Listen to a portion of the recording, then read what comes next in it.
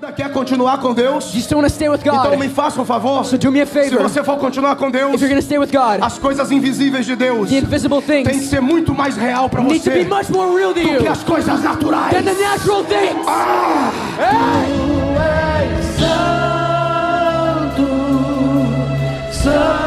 Santo, Santo é o Senhor, Tu és Santo, Santo,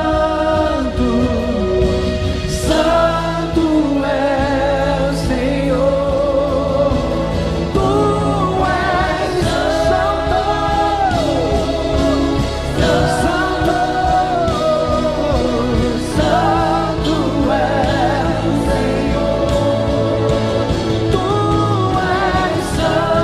Santo é o Senhor, Tu és Santo,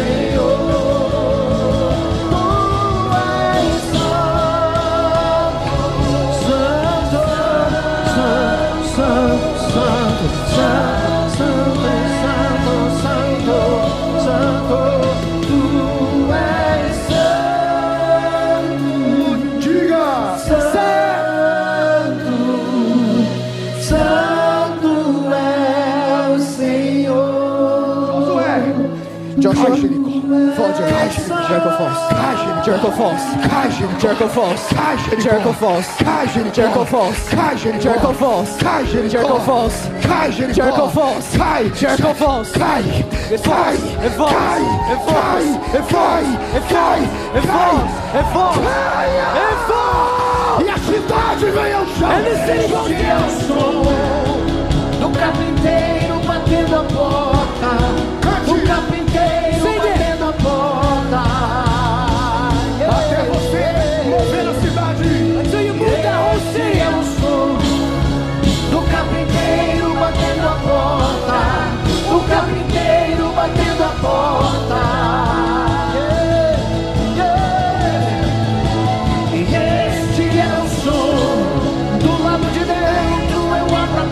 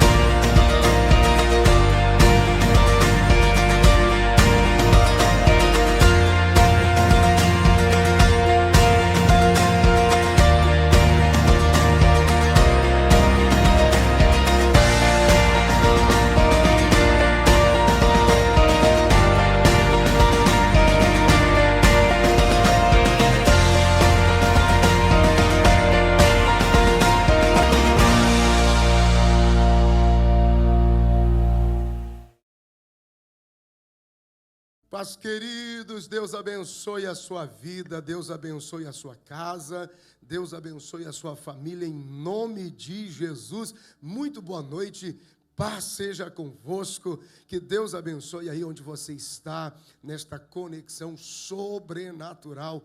Hoje, quinta-feira da palavra, aqui na Abba Church em Boston. Nós estamos na 355 Franklin Street em Melrose, Abba Church em Boston. Deus te abençoe. Obrigado pelo carinho da sua conexão de todas as semanas. Lembrando que os nossos cultos da palavra aqui na Abba Church em Boston acontecem ainda, gente, ainda online, ok? Somente o culto da palavra, quinta-feira à noite, online, ok? Porque os nossos cultos presenciais acontecem no domingo, exatamente, domingo à noite, 6 p.m., 355 Franklin Street, em Melrose, 6 p.m., presencialmente, eu, minha esposa, meus filhos, nossas famílias, nossa comunidade, nossa igreja, juntos, celebrando ao Senhor todos os domingos. Por enquanto, estamos online no culto da palavra, às quintas-feiras à noite. Obrigado, você, membro deste ministério, membro desta igreja, você que nos dá o carinho de seguir conosco nesse novo tempo de Deus. Você, especialmente, que está aí do outro lado, membros virtuais nos Estados Unidos, no Canadá, na América do Norte, lá no Brasil, no Japão, meu Deus, na Austrália. Nós temos pessoas queridas no Japão, temos pessoas queridas na Austrália. Há uma senhora na Austrália que diz, sou um membro aí, pastor, conta comigo. Gente no Brasil, interior do Nordeste, lá no Brasil. Enfim, todos os que se tornaram de alguma forma membros virtuais desse ministério, que Deus te abençoe em nome de Jesus. Obrigado pelo carinho a esta igreja que segue debaixo da palavra. Amém? Vamos à palavra de Deus no livro dos Salmos, Salmos de número 97, por favor, versículos 1 a 6. Salmos de número 97, versículos 1 a 6. O Senhor reina, regozije-se a terra, alegrem-se as muitas ilhas, nuvens e escuridão estão ao redor dele, justiça e juízo são a base do seu trono.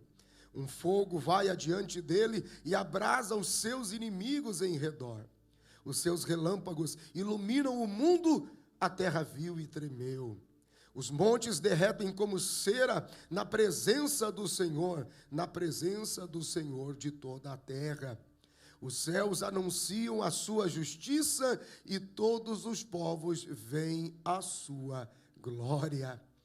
Já há alguns domingos que eu cito este texto nas nossas ministrações sobre a glória da presença de Deus, porque nós estamos seguindo o fluxo do entendimento que o Espírito Santo está nos dando nesse tempo.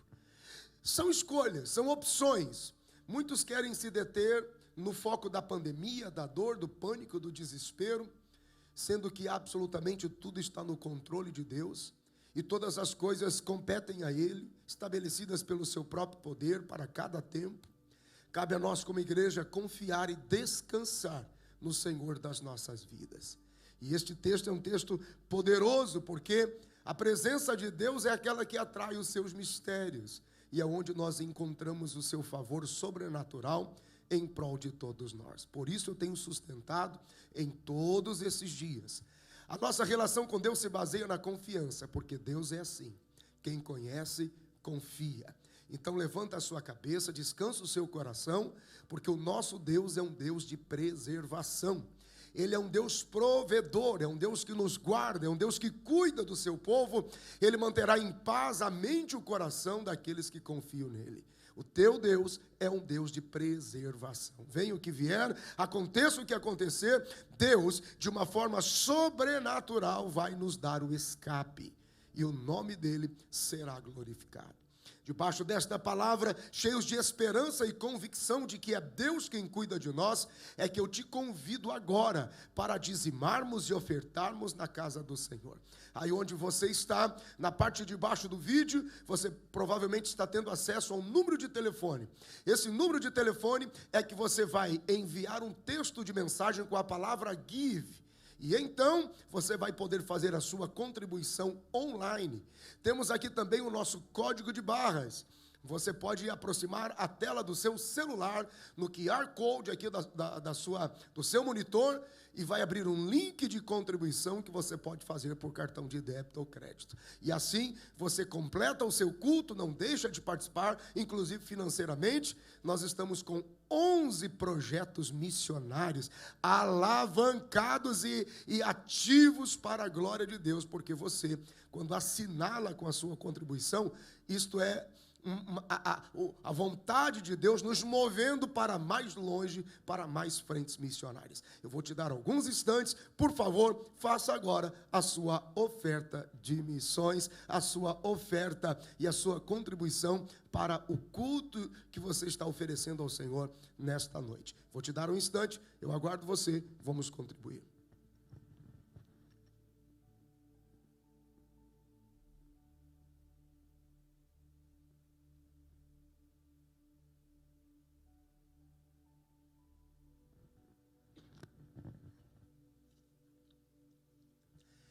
Graças a Deus estamos de volta, que bom, que Deus te abençoe. Obrigado por você responder também com as suas finanças nesse tempo de serviço, nesse novo normal, nessa nova prática, inclusive virtualmente. Deus te abençoe no nome de Jesus. Vamos à palavra de Deus logo. Maravilha, é culto da palavra e aqui nós estudamos a Bíblia Sagrada. Não são ideias isoladas, não são contextos, nem textos e contextos isolados, subjetivados, não. Nós estudamos a Bíblia, a palavra de Deus. É por isso que é o culto da palavra. É por isso que nós recomendamos que você precisa procurar o mais rápido possível, você precisa procurar e frequentar uma igreja que comunica a palavra. Encontre uma igreja bíblica mais próximo da sua casa. Não importa se isso leva 1 hora para chegar, 2 horas para chegar, mas frequente uma igreja bíblica. A sua vida e a vida da sua família nunca mais serão as mesmas, ok? Vamos lá? Bom, nós estamos estudando o livro de Atos dos Apóstolos, começamos na semana passada.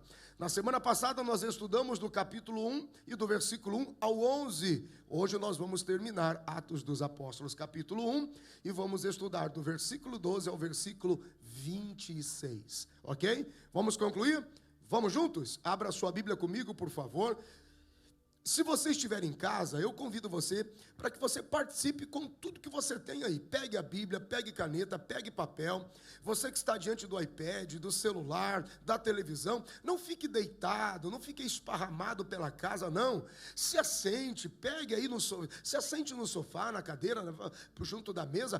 Pega a Bíblia, pega a caneta, pega o papel, reúne a família, reúne a casa. Você como pai, diga: meus filhos, vamos estudar a Bíblia. Às vezes, pai, você não tem tempo de instruir os seus filhos na palavra.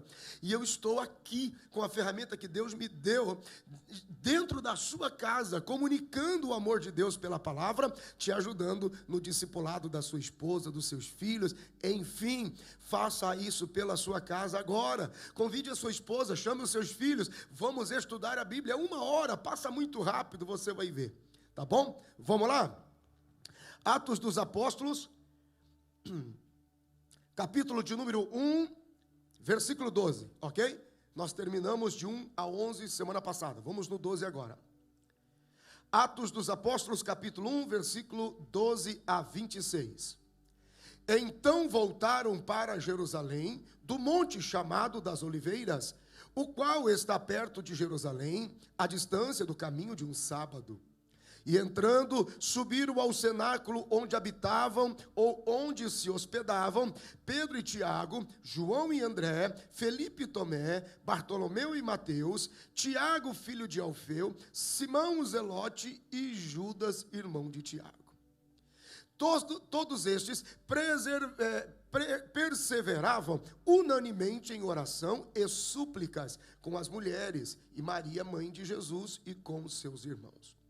E naqueles dias, levantando-se Pedro no meio dos discípulos, ora, a multidão junta era de quase 120 pessoas, disse: homens irmãos, convinha que se cumprisse a escritura, que o Espírito Santo predisse pela boca de Davi acerca de Judas, que foi o guia daqueles que prenderam a Jesus, porque foi contado conosco e alcançou sorte neste ministério.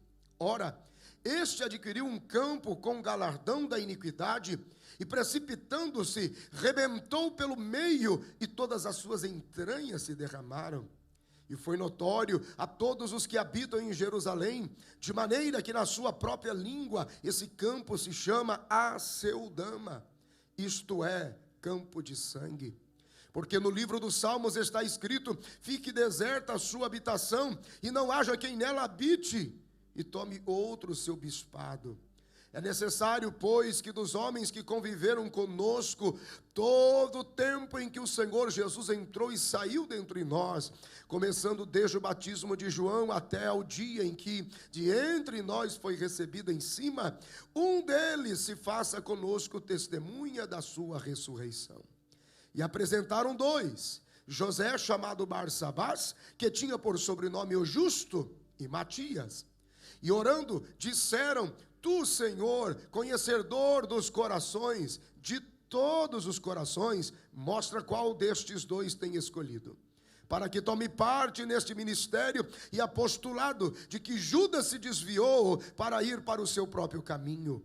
E lançando-lhe sortes, caiu a sorte sobre Matias, e por voto comum foi contado com os 11 apóstolos. Amém? Vamos lá, gente.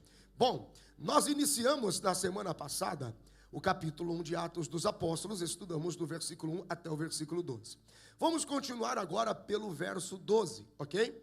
Bom, a igreja está nascendo, a igreja está acontecendo, e começa aqui. Versículo de número 12, veja a movimentação, isso é muito interessante. Olha o que a Bíblia diz. Então voltaram para Jerusalém do monte chamado das Oliveiras. É interessante isso aqui, porque se você não observar com capricho, a leitura passa desapercebido. Veja que Jesus não os obrigou à imediata ação de buscar, naquele mesmo instante, a partir do próximo minuto, o poder que haveria de vir do alto. Mas a Bíblia diz que eles voltam para Jerusalém, eles caminham para Jerusalém à distância do caminho de um sábado. Por que essa observação? Retornar à distância do caminho de um sábado. Veja que Jesus ainda assim não os permitiu quebrar a lei, porém os inseriu num contexto muito maior, porque mostrava para eles agora o que de fato a graça representava. Eles estão deixando o Monte das Oliveiras, diz a Bíblia, e eles estão indo de volta para Jerusalém. E a jornada era exatamente o caminho de um sábado. Veja, a jornada de um sábado seria o tempo de trabalho que a igreja iria estabelecer na terra. O trabalho de ir até Jerusalém, buscar o cenáculo para o recebimento de poder.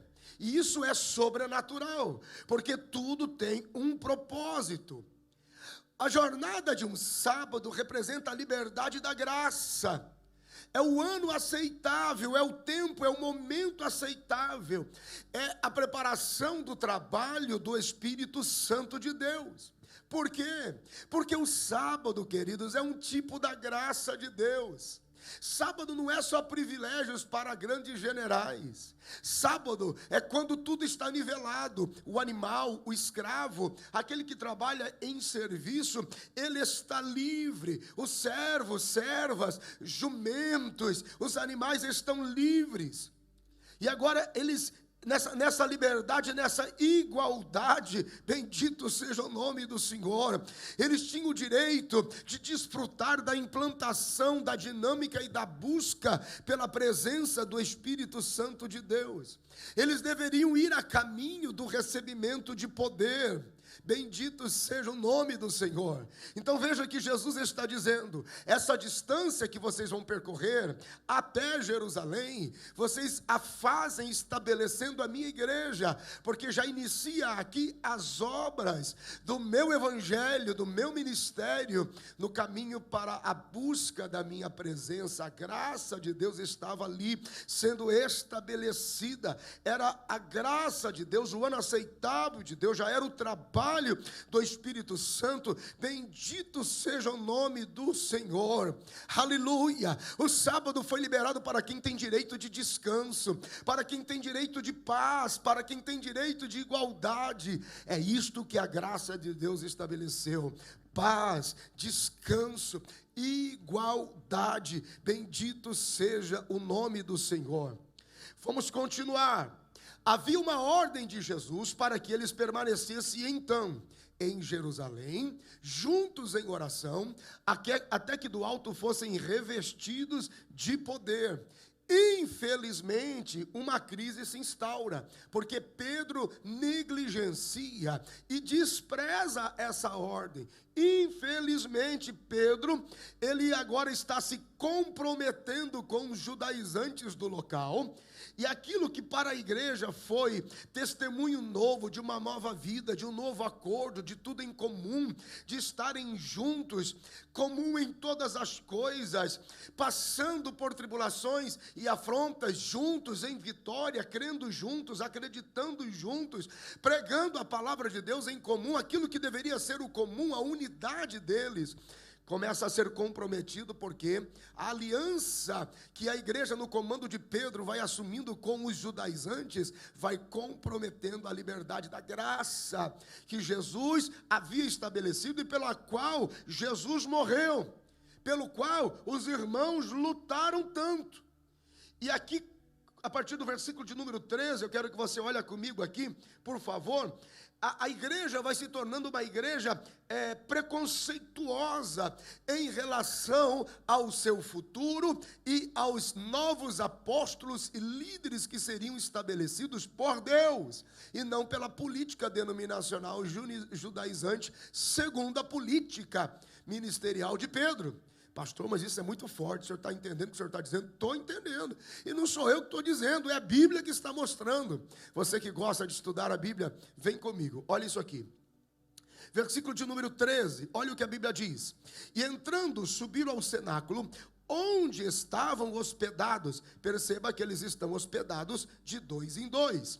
Pedro e Tiago, João e André, Felipe, Tomé, Bartolomeu e Mateus, Tiago e Judas. Perceba que eles estão hospedados juntos, eles estão em um lugar, só que este lugar é um lugar temporário. Eles permaneceriam aqui em comunhão de oração, inclusive com as mulheres. Versículo 14, todos perseveraram unanimemente em oração. Eles estão aqui. Veja que o lugar onde eles estão é temporário, e eles iniciam num motel. Quem tem ouvidos, ouça. Está vendo? A igreja sempre habitará em um lugar temporário, porque a igreja nasceu para crescer. Quem tem ouvidos, ouça e receba esta palavra aí agora. A igreja sempre habitará em um lugar temporário, e quando ela pensar que comprou um lugar para si, então chegará o tempo de deixar este lugar, porque Jesus virá para levar a igreja dos vencedores. Eles não ficariam ali muito tempo, eles estavam ali organizados, mas estavam com seus pés em um lugar temporário, porque sempre o futuro da igreja vai apontar para desenvolvimento e crescimento. Percebe? A igreja de Jesus nasceu para dar certo, nasceu para gerar e crescer e se expandir. Então toda a igreja, todo ministério autêntico que tem a sua base na estrutura da igreja de Jesus, todo lugar que eles ocupar será um lugar temporário, porque haverá crescimento. Eles estavam perseverantes em oração, perseverantes com as mulheres que também os acompanhavam, porém Pedro se precipita, e precipitadamente ele quebra a unanimidade da oração. E Jesus não mandou quebrar nada, nem decidir nada, e nem tomar nenhuma decisão, enquanto o Espírito Santo não descesse, enquanto o Espírito Santo não viesse. Porque uma mente vazia do Espírito Santo vai manifestar o produto da dureza de um coração única e exclusivamente religioso. E foi o que aconteceu. Olha só que situação. Pedro está quebrando agora precipitadamente. Os irmãos estavam unânimes em oração, mas Pedro se levanta para quebrar aquela unidade. Veja que o ambiente de oração que estava sendo construído era para a manifestação do Espírito Santo de Deus e da vontade de Jesus, pela glorificação de Jesus. Meu Deus do céu, gente. Jesus orou por isso em João capítulo 17. Ele disse: Pai, eu peço que os glorifique. Eu estou liberando sobre eles esta glória, para que eles sejam um, para que haja unidade perfeita entre eles. Mas não. Pedro não age assim. Ele precipitadamente quebra o princípio da unidade e por pouco não põe tudo a perder. Pastor, está sendo radical demais. Radical demais? Olha o texto, versículo 15. E naqueles dias, levantando-se Pedro no meio dos discípulos, Jesus não mandou fazer isso. Não fale nada, não diga nada, não decida nada, enquanto não descer sobre vós o Espírito Santo. Veja, mente vazia do Espírito Santo revela um coração duro pela religião, pela religiosidade. Agora você entendeu. Qualquer semelhança é mera coincidência, se você está tendo lembrança e memória de alguma coisa aí. Nada mudou, isso é muito parecido hoje, inclusive ministerialmente. Olha o versículo 15. E naqueles dias, levantando-se Pedro no meio dos discípulos, ora, a multidão junta era de quase 120 pessoas. Ele começou a dizer, versículo 16, homens, irmãos, convinha que se cumprisse a Escritura, que o Espírito Santo predisse pela boca de Davi, acerca de Judas, que foi o guia daqueles que prenderam a Jesus. Deixa eu fazer uma pausa aqui para a gente devagar, para você entender o que está acontecendo. Aqui no versículo de número 15, Pedro começa a se organizar para a substituição de Judas. E esta substituição não foi autorizada por Jesus. E não era esse o princípio da substituição. Pedro está com um discurso vazio.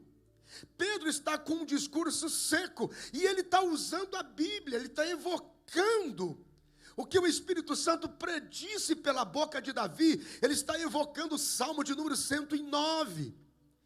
Ele está trazendo a memória deles. E veja, não é porque a Bíblia está sendo citada que a mente está cheia do Espírito Santo. Meu Deus do céu! Meu Deus!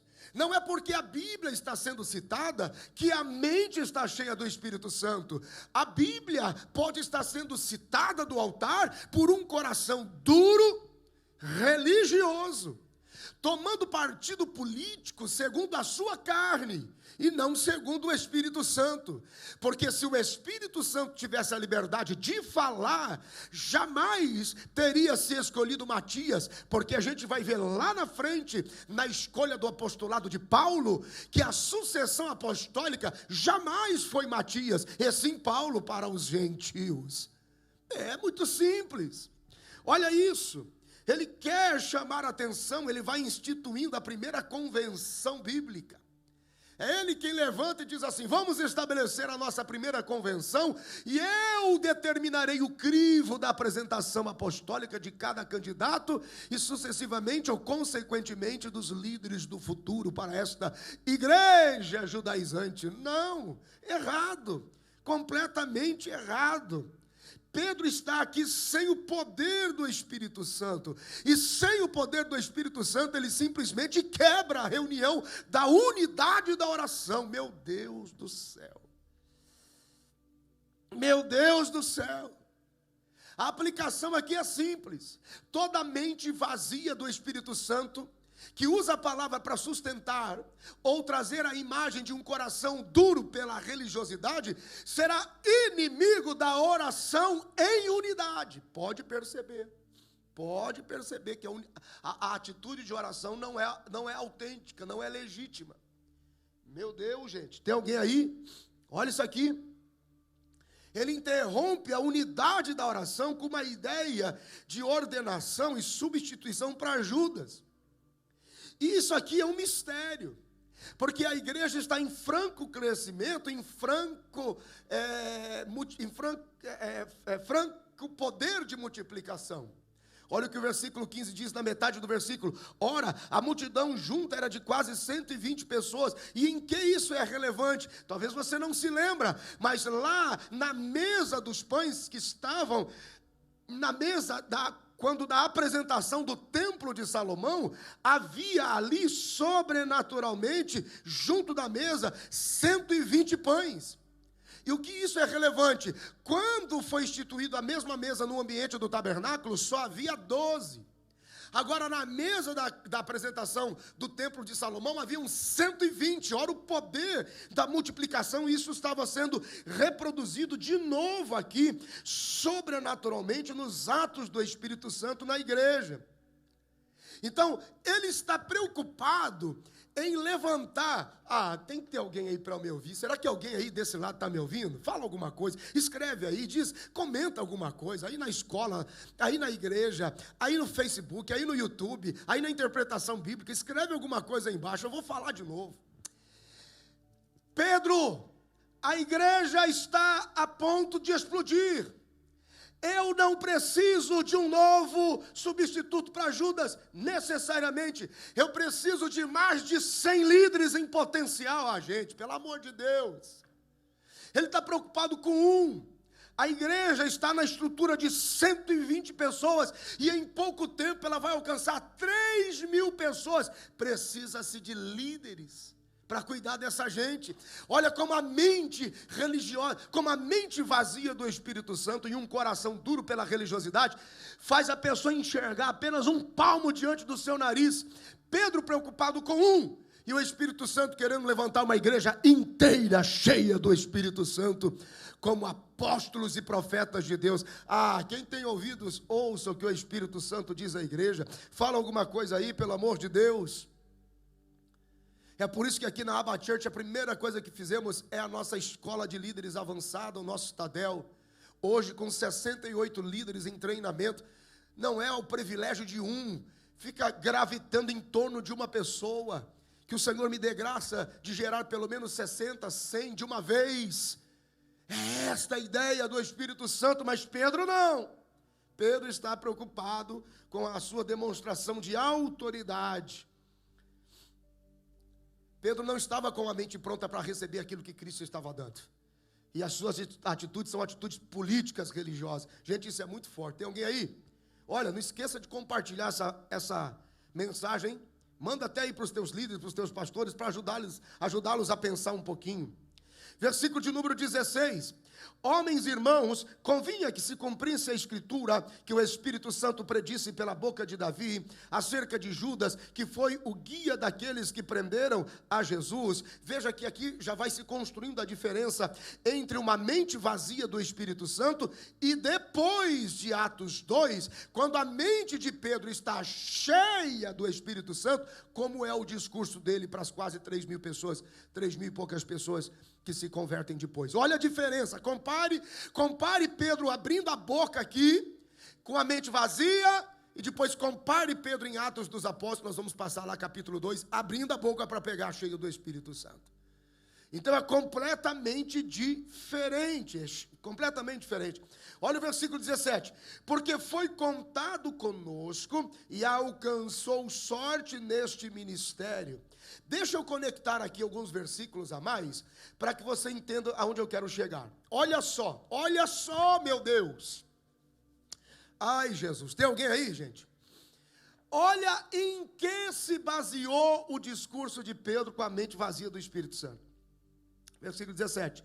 Porque foi contado conosco e alcançou sorte nesse ministério. A base da pregação dele é Judas e o vazio de Judas e a desgraça de Judas. Depois que a mente dele está cheia do Espírito Santo, a máxima do discurso dele é Jesus, Jesus, Jesus, Jesus, Jesus, enviado de Deus, a graça de Deus, o poder de Deus. Mataram, mas ressuscitou, mataram, mas ressuscitou, mataram, mas ressuscitou. Olha a diferença.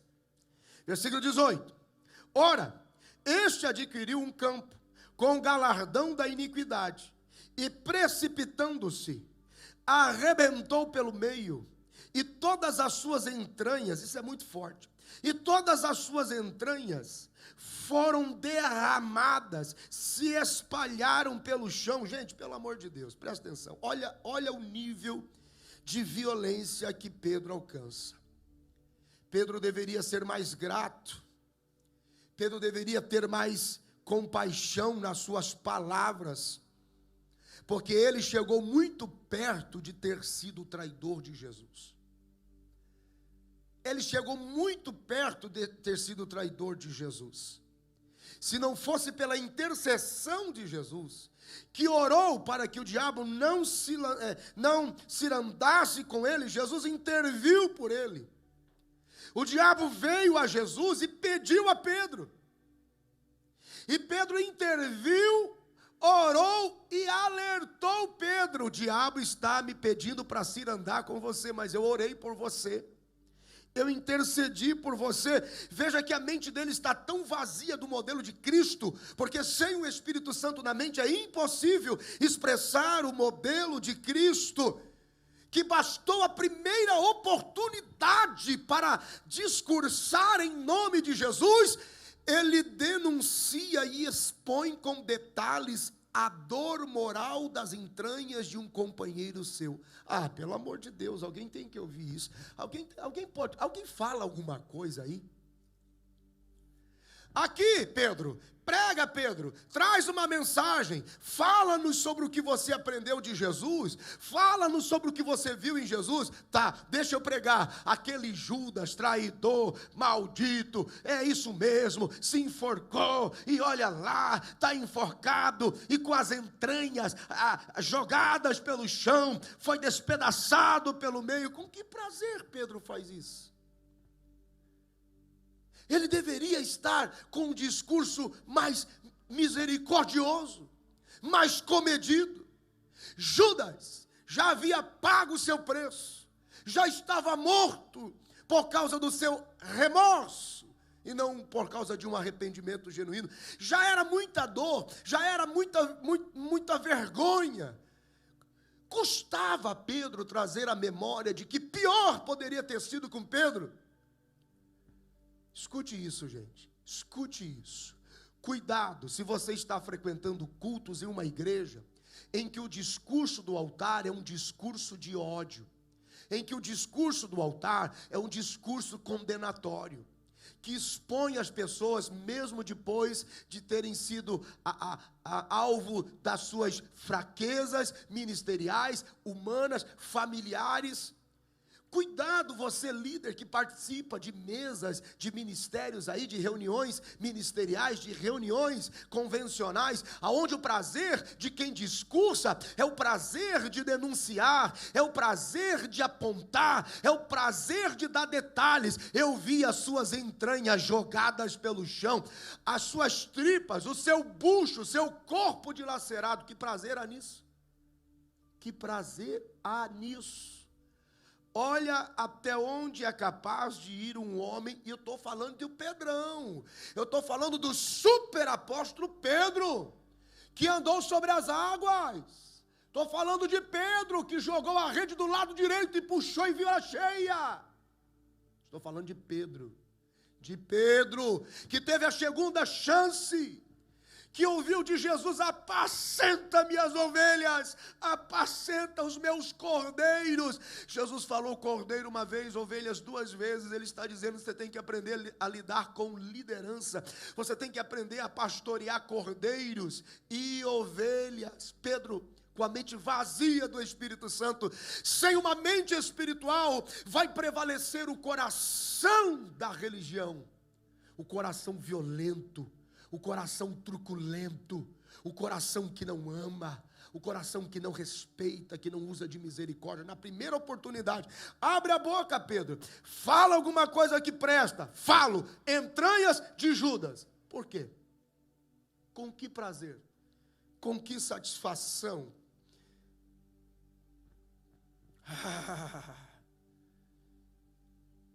Pedro se esqueceu que o diabo não queria Judas. Perdão, é isso mesmo. Pedro se esqueceu, deixa eu construir o raciocínio aqui, que o diabo não queria Judas, porque Judas já era do diabo. A sua mente e o seu coração já haviam sido tragados. Então o diabo não se preocupa com aquilo que já é dele. Mas o diabo queria Pedro. E chegou para Jesus e disse: vou tomá-lo. E Jesus disse: não vai. Eu vou alertá-lo. Porque eu tenho uma obra para a vida de Pedro. E é assim que Pedro agradece o ato de misericórdia de Deus. Percebe? Quem tem ouvidos, ouça o que o Espírito Santo diz à igreja. Olha o versículo de número 18, como é doloroso ler isso. Galardão da iniquidade, se precipitou, se enforcou, se arrebentou, se rasgou pelo meio, derramou suas entranhas. Para que tanto detalhe mórbido assim? Ei, Pedro, mente vazia do Espírito Santo sempre revelará um coração endurecido pela religiosidade. Versículo de número 19, e foi notório a todos os que habitam em Jerusalém, de maneira que na sua própria língua, esse campo se chama Aceldama, isto é, o campo de sangue. Infelizmente Judas paga o preço pelo seu remorso e não arrependimento. Se ele tivesse se arrependido, teria mudado a situação? Sim, teria, porque a Bíblia diz que Deus, na pessoa de Jesus, buscava o possível para que ninguém se perdesse. Mas Judas buscou seu alto sacrifício por causa do desespero, da ausência do arrependimento. Ele se moveu pelo remorso, porque essa é a diferença entre arrependimento e remorso. Ou o seu arrependimento foi um arrependimento autocomiserativo. Ele achou que na sua dor ele pudesse resolver o problema, mas aquilo nunca seria arrependimento genuíno. O arrependimento genuíno se baseia na confissão de fé, no sacrifício de Cristo como único Senhor e Salvador de nossas vidas. Se ele tivesse acreditado no sacrifício de Cristo, ele não teria se enforcado, meu Deus do céu, porque aquela precipitação dele para nada valeu, a não ser para acelerar os seus passos para a perdição. E é assim que muita gente me pergunta: eu não posso falar como juiz, mas eu posso conectar os textos bíblicos, eu posso conectar o entendimento bíblico, mas eu não posso agir como juiz, porque tudo pertence a Deus. A Bíblia diz que a misericórdia, ela prevalece sobre o juízo. Então só Deus pode nos julgar. Mas quando me perguntam sobre o suicídio, por exemplo, primeiro se faz uma comparação entre Sansão e Jesus. Sansão se suicidou, pastor, porque quando ele derruba o templo dos inimigos, ele morre junto. Jesus se suicidou, pastor, pela sua própria vontade, se entregou a si mesmo à morte de cruz. Então são coisas distintas. Antes da cruz de Jesus, todas as vezes que uma nova mentalidade, ou até a cruz de Jesus, todas as vezes que uma nova geração, com uma nova mentalidade, com uma nova atitude, devesse ser gerada, um sacrifício ou a morte de um ícone de referência daquela geração deveria acontecer. A morte de Sansão produziu uma atitude nova na geração seguinte. Assim como a morte de Cristo produziu uma mentalidade, uma geração nova. Porém, não agora mais se necessita morrer, porque Cristo morreu uma vez só. No Antigo Testamento, morria-se aos montes para que uma nova geração pudesse acontecer, pudesse nascer, e os filhos pudessem entender. Agora ninguém mais precisa morrer, basta nascer de novo, aqui no seu coração, na sua mentalidade, acreditando no sacrifício de Cristo. Agora alguém me pergunta, pastor, e a pessoa que se suicida? E ele deixa a dor sobre a casa e os filhos. E os que se suicidam envolvendo a família, morre o indivíduo, mas a esposa fica doente, os filhos ficam doentes, vão parar no hospital quase mortos. Ninguém mais precisa morrer. Pastor, e pastores que se suicidaram não entenderam o sacrifício de Jesus. Não entenderam. Se tivesse entendido, não necessitaria morrer. Pastor, é muito polêmico, aonde a gente vai parar com isso? Em lugar nenhum, eu já parei aqui. Não tenho voto absoluto de juízo, mas me faz entender a Bíblia. Isto é que a Bíblia me faz entender. O remorso, o sacrifício de autocomiseração, achando que a sua morte acelerará o processo da justiça, quanto é o contrário. Ninguém mais precisa morrer, mas nascer de novo aqui e acreditar no sacrifício de Jesus, que foi suficiente. Se a partir desse sacrifício mais alguém precisa morrer, então alguma coisa está errada. Ou o sacrifício não valeu para nada, ou algumas pessoas definitivamente não entenderam nada sobre o sacrifício de Jesus. E tenho dito, pela palavra de Deus, tenho dito. Aleluia. Versículo de número 20. Porque no livro dos Salmos está escrito: fica deserta a sua habitação, e não haja quem nela habite, e tome outro o seu bispado. Veja como está a mente de Pedro, ela está vagando demais. Pedro queria preparar o terreno para introduzir sua ideia. Então ele está usando da Bíblia. Qualquer semelhança é mera coincidência, qualquer coincidência é mera semelhança. Eu não sei se você já ouviu isso em algum lugar. Vai pegando a Bíblia, vai usando a Bíblia para sustentar a sua ideia. Pelo amor de Deus, a Bíblia não é para sustentar a ideia carnal. A Bíblia não é para dar base a coração religioso com a mente vazia do Espírito, gente. Coração endurecido que quer juízo a qualquer custo, que quer matar a qualquer custo. Não, e ele vai construindo a sua ideia, porque o livro dos Salmos está escrito: fica deserta a sua habitação, e não haja quem nela habite, e tome outro o seu bispado. Veja que a habitação do traidor ficaria deserta, e não haveria continuidade para povoá-la. E ele não, ele quer dar uma continuidade a qualquer custo. Ele quer colocar alguém lá. Mal sabia Pedro que a sucessão apostólica estava já diante de Deus, estava na vida de um homem que conservava consigo as roupas de Estevão. Saulo já estava sendo preparado para ser o próximo apóstolo, mas esse é um assunto de Deus, segundo os propósitos de Deus, e Pedro não estava pronto na sua mente para entender, mas ele quer forçar a situação. Olha que curioso, ele tem que forçar a situação, ele usa os textos, ele usa a Bíblia. Olha o versículo 21.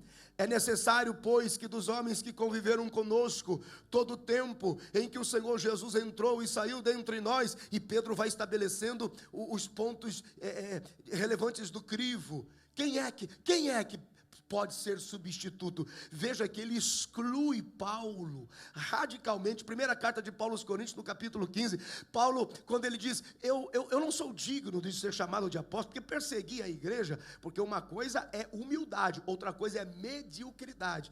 Humildade sim, mediocridade não. Eu não sou digno de ser chamado apóstolo porque persegui a igreja de Deus, mas se pegar todos esses daí juntos, eu trabalhei muito mais do que eles. Não, peraí, humildade é uma coisa, mediocridade é outra. Só que eu não passo de um abortivo, disse Paulo, porque ele estava sendo morto antes de ser gerado. Morto por quem? Por Pedro, por uma mente vazia. Quais eram os critérios? Primeiro, para ser substituto de Judas tinha que ser veterano. Olha lá, versículo 1. É necessário, pois, que dos homens que conviveram conosco todo o tempo em que o Senhor Jesus entrou e saiu de nós, veterano. Segundo, começando desde o batismo de João até o dia em que dentre nós foi recebido em cima, um deles se faça conosco testemunho da ressurreição. Então, primeiro, Paulo não tinha condições de fazer parte, porque não veio do batismo de João, mas Paulo tinha um batismo, o batismo de Damasco, quando ele vê o Senhor num clarão, e os seus olhos estão com escamas, e ele vê o Senhor recebido, aquele que pode ter visto o Senhor ter sido recebido em cima. Paulo está dizendo, eu não o vi ser recebido em cima, mas eu o vi de cima vindo para baixo, eu o vi em sua glória. Ele está falando sobre o testemunho da ressurreição, ele está falando sobre a manifestação do Cristo, começando do batismo, de João. Paulo tinha um outro batismo no caminho de Damasco. Pedro chama atenção sobre a terceira regra, até o dia em que dentre nós foi levado para cima, quer dizer, tinha que ser testemunha ocular de Jesus, deveria ter visto Jesus subir, mas Paulo viu Jesus descer e viu a manifestação do rapto da igreja dos vencedores. Eles deveriam se tornar testemunho conosco da sua ressurreição. Meu Deus do céu, Paulo não foi testemunho da ressurreição, mas foi testemunho da glorificação. Então olha a confusão que estava na mente de Pedro. Isso é muito interessante. Qualquer semelhança é mera coincidência. Pedro fechou uma redoma em Jerusalém, corrompendo-se pelos aspectos judaizantes da época, confundindo a igreja, trazendo complexidade à igreja, impedindo que outros entrassem. É só o nosso grupo, ninguém mais tem acesso. Já ouviu falar sobre isso? Versículo 23. E apresentaram dois, José, chamado Barsabás, que tinha por sobrenome o Justo, e Matias.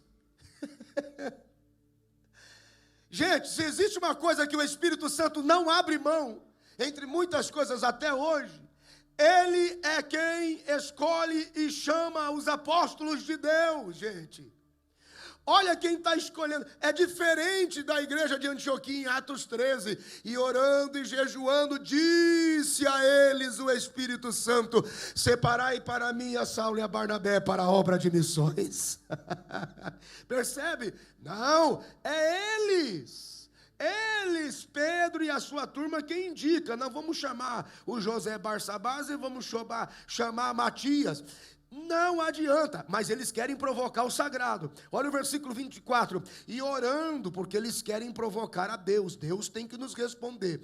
Deus tem que nos responder. E orando, disseram: Tu, Senhor, conhecedor dos corações de todos, mostra qual destes dois o Senhor tem escolhido para que tome parte neste ministério e apostolado de Judas, que se desviou, e ele não cessa de bater no companheiro que já estava morto, para ir para o seu próprio lugar. Eles estão orando e pedindo e clamando, e Deus não fala nada, o Espírito Santo não fala nada. Então eles se cansam e começam a lançar sorte sobre os dois. Vamos fazer um bingo aqui para ver quem entra.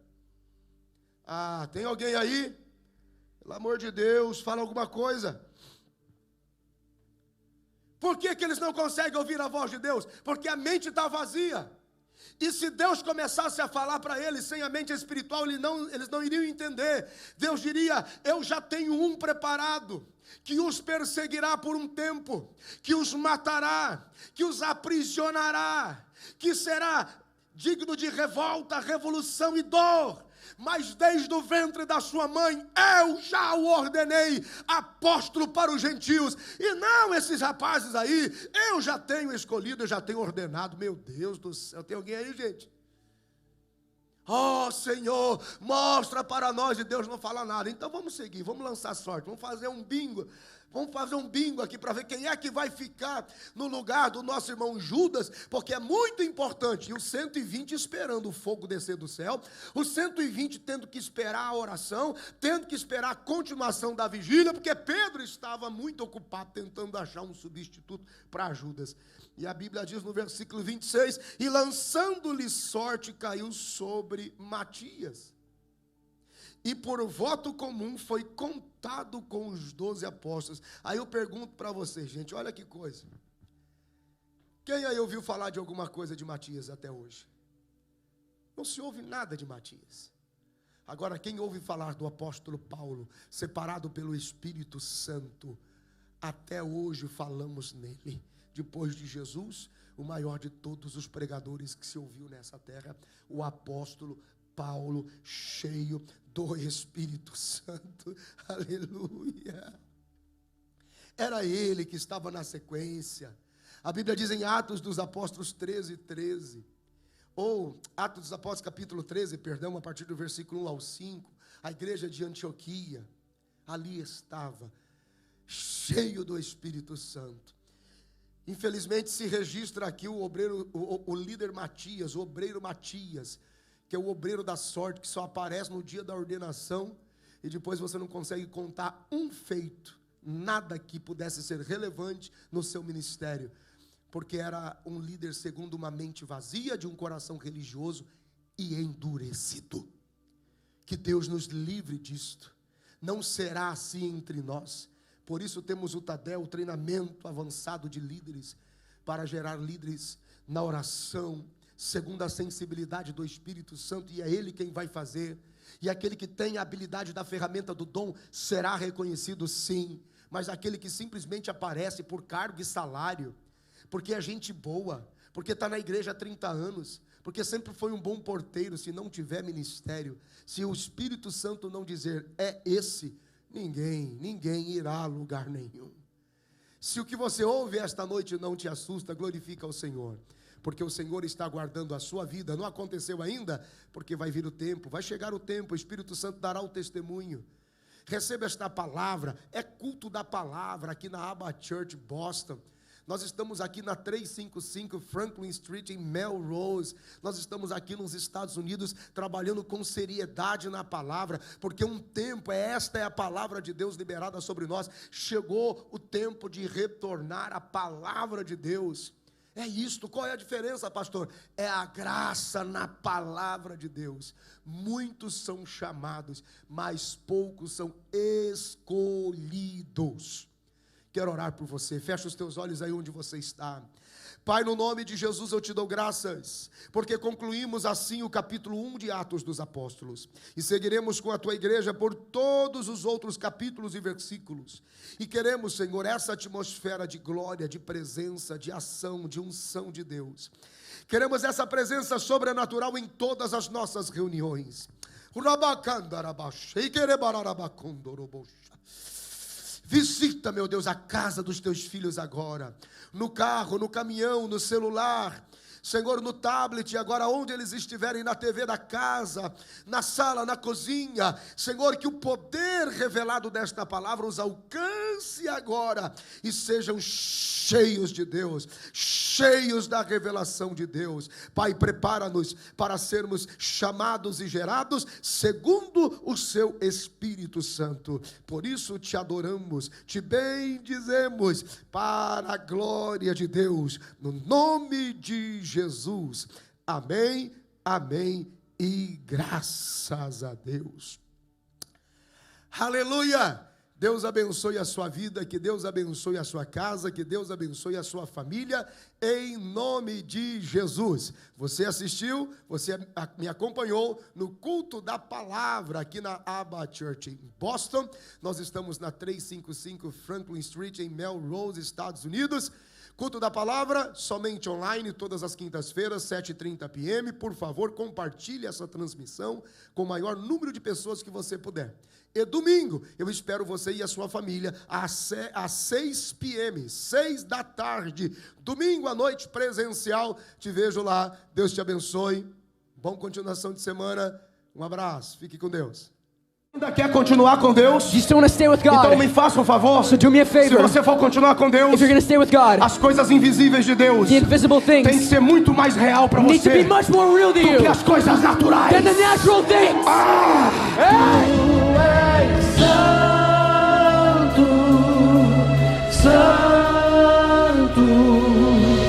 Santo é o Senhor, Tu és santo, santo, santo é o Senhor, Tu és santo, santo.